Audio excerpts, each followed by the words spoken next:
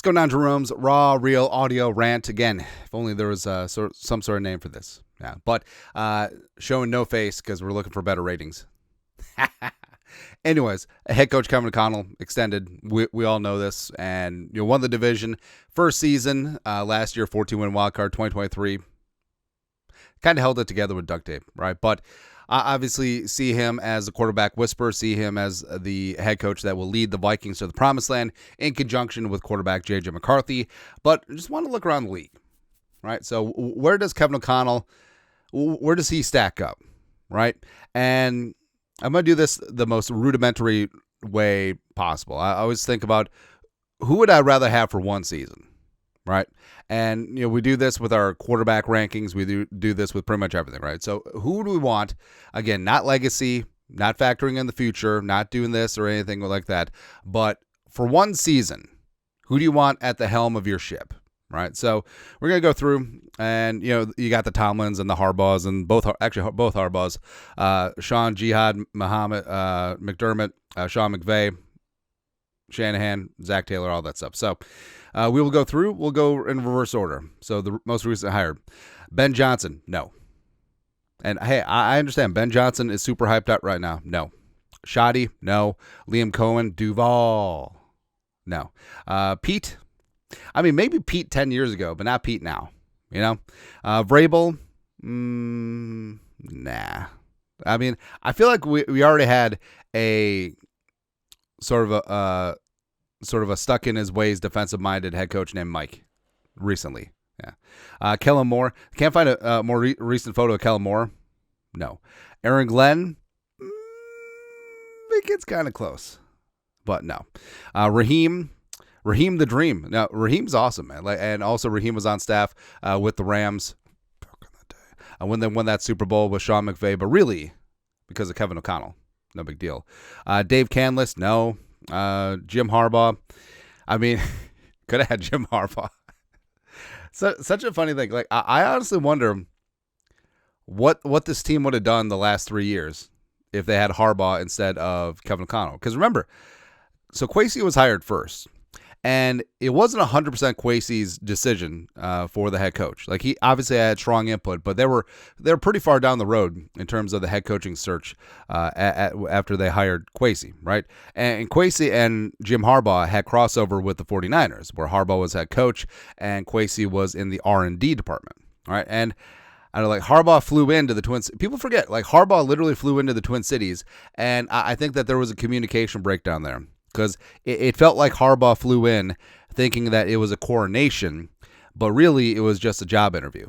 And reportedly, like, someone in Vikings ownership or the front office was just like, no. They're probably a Seahawks and or Ohio State fan. But Jim Harbaugh, nah. Again, we're going for 1 year, but who's got it better than us? Nobody. Mike McDonald, no. Callahan, no. Even though we would have access to the Callahan Auto fortune, brake pads. Dan Quinn, no. Gannon, no. Stupid ass Sean Payton, I would rather die in a fire and be awake the whole time, D'Amico Ryans. The Vikings actually did interview D'Amico. Actually, they interviewed Jonathan Gannon during that cycle too. No. Shane Steichen, no. Mike McDaniel. I mean, has there been any? So first off, I like Mike McDaniel, but you can also call balls and strikes. Has there been any more hyped up coach than Mike McDaniel? Oh, he's so quirky. He runs away after completing interviews. He wears capris. I don't know. I just honestly, it wouldn't shock me if this is the last season of Mike McDaniel with the Dolphins. I feel like a change is going to come. Kevin O'Connell, I'll take him. That's it. Dayball, he who allegedly was the 2022 NFL Coach of the Year, whatever. Yeah, but Dayball, I mean, he peaked. He peaked in 2022. The wild card, Daniel Jones, Ed Donashell. Should have just walked off into the sunset. No. Todd Bowles, no. Dan Campbell. We're going to find out what kind of coach Dan Campbell is now, right? Because no Ben Johnson, genius with the offense. Oh, just pretend to fall down and then we'll throw the football. Look at me. No Aaron Glenn, who really was the driver of that defense, but Dan Campbell. People always assume Dan Campbell's a defensive head coach, except he was a tight end. But he does have like a defensive mentality. But I mean, Dan Campbell is someone that you want as like the PC bro. Are you PC bro? No, Dan Campbell is like a really good hype man. I don't know if you want him as the CEO of your Fortune 500 company. You know what I mean? I think that he's great for getting the players to follow him. I equate him to, he's Rex Ryan without the acumen of one side of the ball, right? You know, Rex Ryan's a defensive genius. Let's call it out. But in terms of hype, in terms of press, in terms of relating to his players, like Dan Campbell and Rex Ryan, they're on a similar plane. Sirianni, hey, I understand that Sirianni has won a Super Bowl. I understand that he's gone to playoffs 4 times and has a 706 winning percentage. I'm still rolling with Kevin O'Connell. Sorry. I just feel like the Sirianni shtick wears very thin. And he's so freaking lucky that he has Howie Roseman as his GM. I just don't see it. Stefanski's our boy, right? He's done the best with what he's been given with the Browns, but it's extremely hard to win with the Browns, right? And still always goes back to our favorite conspiracy theory, which like 95% is true. So when the Vikings won that wild card game against the Saints down in New Orleans, allegedly the Vikings were going to fire Mike Zimmer and they were going to elevate Kevin Stefanski to be head coach. Remember, that was the 1 year that Stefanski was the full-time play caller. Eventually, Stefanski got the Browns job. But also, after the Vikings would have fired Zimmer, he would have been hired immediately to be head coach of the Cowboys. That's why they dragged things out with Jason Garrett, and that's why they waited to hire Mike McCarthy, because they were waiting on the other Mike. I'll be you, Doug. Yeah. But either way, Stefanski, I have a lot of respect for, but no, I'm still taking Kevin O'Connell. Zach Taylor, hey, he made a Super Bowl appearance. Is that like the most random Super Bowl appearance ever? Obviously, the Bengals are not getting anywhere near that ever again. Like, that was their shot. And if they had just like a smidgen better offensive line, Joe Burrow sees Jamar Chase on that 9 route, a walk-off bomb for the win in a Super Bowl. Come on, man. That's really great. The Greasy Grimy Green Bay Packers, Matt LaFleur, 3 NFC North championships, 5 playoff berths, whatever. No, I just feel like there's something missing with Matt LaFleur, and I feel like that does sync up well with Jordan Love, because I feel like Love has the talent, except there's just something missing, right? And I can't quite put my thumb on it. Like, LaFleur, he should be everything that Sean McVay is, right? He's young. He's allegedly good looking. Actually, he's like 5'2", so he's like a hobbit from the Shire. And offensive-minded guy, quarterback guru, allegedly. And the Packers, they have success, but they don't have success, if you know what I mean? So, no, I'm rolling with Kevin O'Connell, who is 6'5". Yeah. Sean McDermott getting his jihad on. No. Sean McVay. This one's close. I actually would take McVay, right?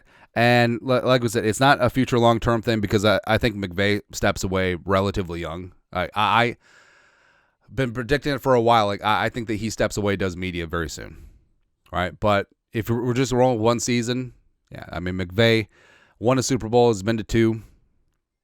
Plus, I love how quickly McVay just turns on his guys. Whether it's Todd Gurley, whether it looked like it was going to be Stafford, or whether it's Cooper Kupp, as soon as he's done with you, he's just done, which is really funny to me. But Sean McVay won. Kyle Shanahan.